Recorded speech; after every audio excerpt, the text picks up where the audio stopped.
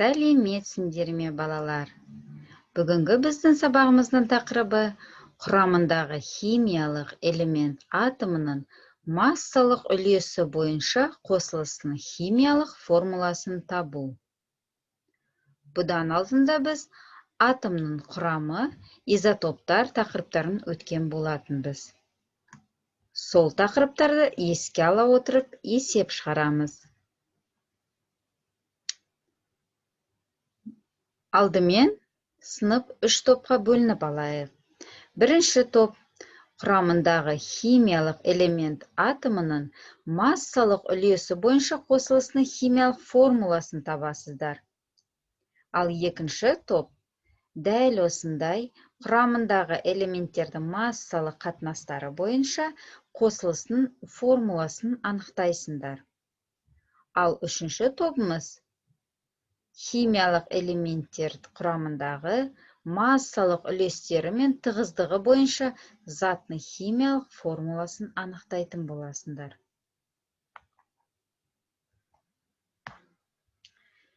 Енді сіздерге мысал ретінде есептің шығарылу ретін көрсетіп өтейін. Алдымен, құрамындағы элементтердің массалық қатынастары белгілі болған жағдайдағы қосылыстың формуласын анықтаймыз. Мысалғы, құрамында фосфор мен оттектің массалық қатынасы 31:40 болса, онда ондай заттың химиялық формуласын қандай болады? Ең алдымен есептің шарты бойынша біз берілгенін жазып аламыз. Бізге масса фосфор қатынас масса оттекке, ол тең 31:40-ке. Табу керек бізге Px, OY. Яғни, атом сандарын табуымыз керек. Енді бұл есептің шешуі. Фосфор мен оттегінің мольдік массаларын жазып аламыз. Фосфордың атомдық массасы 31-ге тең болғандықтан, сәйкесінше оның мольдік массасы 31 грамм моль болады. Оттектікі де сәйкесінше 16 грамм моль болады. Екінші орындайтын шартымыз зат құрамына кіретін элементтердің атом сандарының қатынасын табамыз. Индекстерді X пен Y арқылы белгілеп, заттың формуласын Px, OY деп жазамыз. Зат құрамының тұрақтылық заңы бойынша біз бұны 8-ші сыныпта өткенбіз. Сол заңды еске алып, мынадай теңдеу құрып аламыз. Яғни 31-X қатынас 40Y, ол тең болады 3-1-ге қатынасы. Бұдан X, Y-міздің қатынасы шешуінде 1-дің 2,5-ке қатынасы, және бұл жердегі ең кіші санды табамыз, яғни 2-ның 5-ке қатынасы болады. Сонымен бұл жерде не шығады? X 2-ге тең, Y 5-ке тең. Демек, біздің затымыздың формуласы P2O5. Бұл дегеніміз заттың атауы фосфор оксиді. Келесі, сіздерге екі есеп, жауабын өздеріңіз ойласып көріңіздер.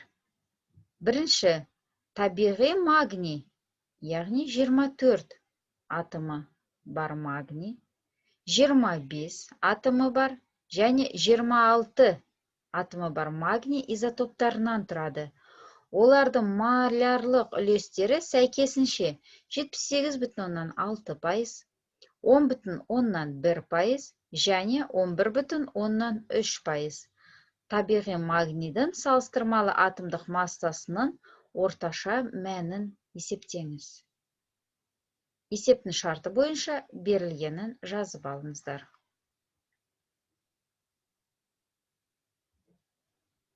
Екінші есеп. Тізбектесе жалғасқан радиоактивтік ыдыраулар сериясы нәтижесінде уран нуклиді және плюмбум нуклидіне айналған ядролық өзгерістердің осы сериясында қанша альфа және қанша бета ыдырау орын алған. урандыкы 238 атом, плюмбумдыкы 206. Есептің шарты бойынша берілгенін жазып орындаңыздар.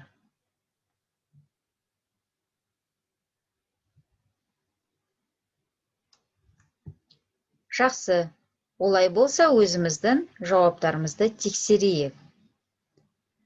Алдымен бірінші есептегі магнийдің атомдық массасы 24,32-ге тең екен. Тексеріп алыңыздар. Екінші есеп бойынша теңдеу құра келе бізде 8 альфа және 6 бета ыдырау орын алған. Жауаптарымызды сәйкестендіріп тексеріп аламыз.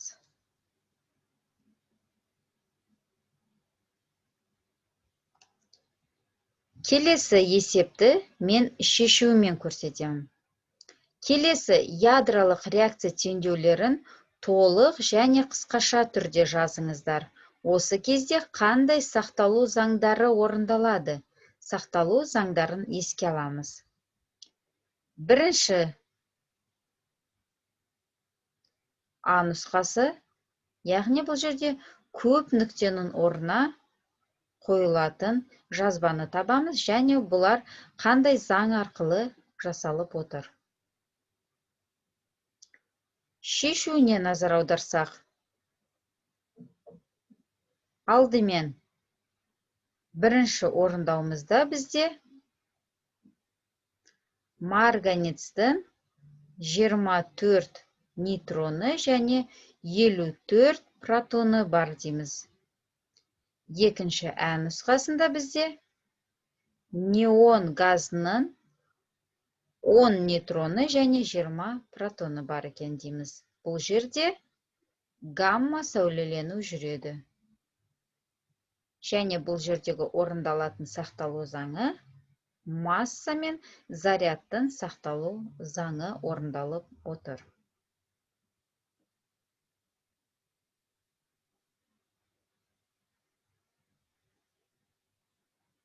Енді атомдық массаға, электрон-протон сандарына есеп.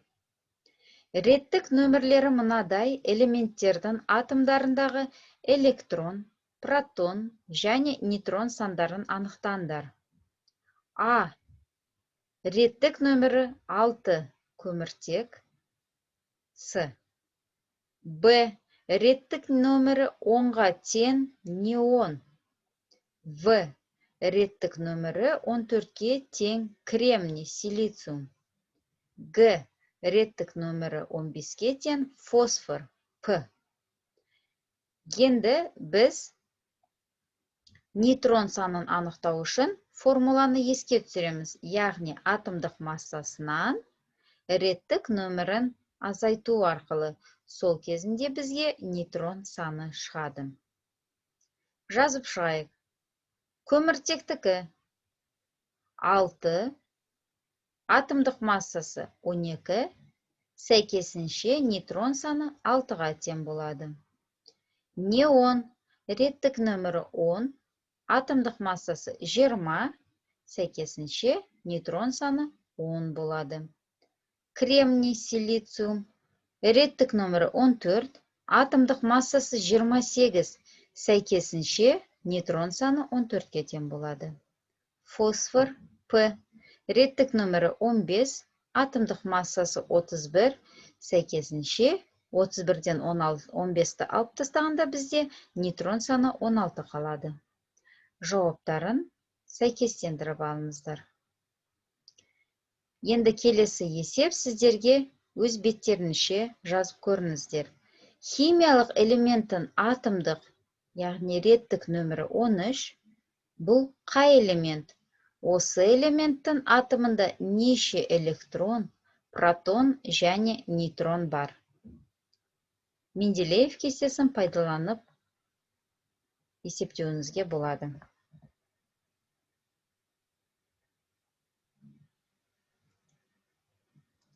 Жақсы, енді жауаптарыңызды сәйкестендіріп алыңыздар. Реттік нөмірі 13 болатын элемент бұл алюминий. Оның нейтрон санын табу үшін біз атомдық массасынан реттік нөмірін алып тастадық. Сол кезінде бізге нейтрон саны 14 шықты. Ядродағы протондар саны элементтің реттік нөміріне сәйкес келеді. Сол себепті ол плюс 13 зарядқа ие болады. Ал электрондар саны ядродағы протондар санына тең, яғни ол 13. Жауабы: алюминий, протон саны 13, электрон саны 13, нейтрон саны 14.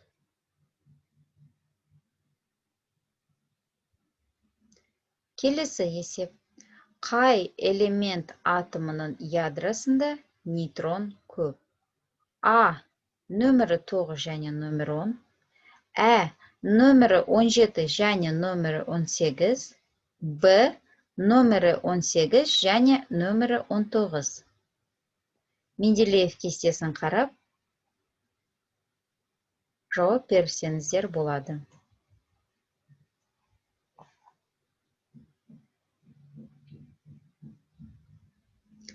Жақсы, жауаптарымызды сәйкестендірейік. Реттік нөмірі 9, ол бізде фтор болатын. Оның атомдық массасы 19-ға тең. Реттік нөмірі 9, нейтрон саны 10. Нөмірі 10-шы элементіміз бізде неон газы болатын. Атомдық массасы 20, реттік нөмірі 10, нейтрон саны 10. Нөмірі 17-шы элементіміз хлор болатын. Оның атомдық массасы 35, реттік нөмірі 17 және нейтрон саны сәйкесінше 18. Нөмірі 18-ші элементіміз аргон газы болатын. Атомдық массасы 40, реттік нөмірі 18, нейтрон саны 22. Және нөмірі 19-шы калий болатын бізде. Оның атомдық массасы 39, реттік нөмірі 19 және нейтрон саны 20-ға тең. Енді жауабы: А. Нөмірі 9 бен нөмірі 10. Б. Нөмірі 17 мен нөмірі 18. В. Нөмірі 18 бен нөмірі 19. Жақсы, жауаптарыңызды сәйкестендіріп алыңыздар. Табиғатта көміртек 12 изотопы және көміртектің 13 изотоптар қоспасы түрінде кездесетін көміртек атомдардың орташа салыстырмалы атомдық массасын есептеп шығарыңыздар. Бұны қалай шешеміз? Алдымен көміртектің атомдық массасын табамыз. Яғни 12 изотопын көбейтеміз пайызына. Оған қосамыз 13 изотопты көміртекті көбейтеміз пайызына. Шыққан жауаптарды бір-біріне қосамыз. Сол кезінде бізде 12,11 шықты. Жауабымыз көміртектің атомдық массасы 12,11. Менделеев кестесіне назар аударсаңыздар да, көміртектің атомдық массасы 12. Енді сіздерге есеп. Оттек атомы изотоптарының құрамын анықтаңдар. Егер оттек 16, 17 және 18 изотоптары болса.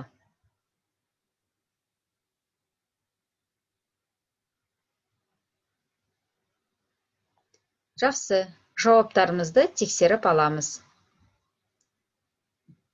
16 изотопты оттегінікі, нейтрон саны 8. 17 изотопты оттегінің нейтрон саны 9.